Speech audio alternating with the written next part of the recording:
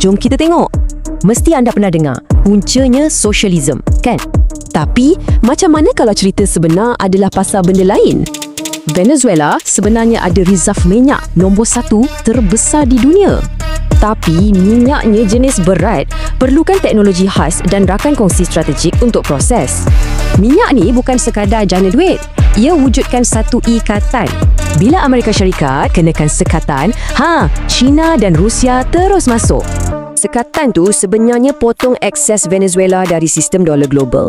Ini jadikan Venezuela satu makmal ujian untuk dunia tanpa dolar. Semua ni sebahagian dari peralihan kuasa dunia, dari satu kuasa kepada banyak kuasa.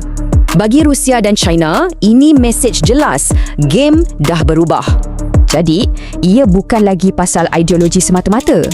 Sebaliknya, ini pasal satu papan catur global yang besar. Venezuela bukan pemainnya, tapi papan caturnya. Habis tu, siapa yang sedang bermain? Ini baru sikit je. Nak tahu cerita penuh? Klik untuk lihat huraian penuh kami sekarang.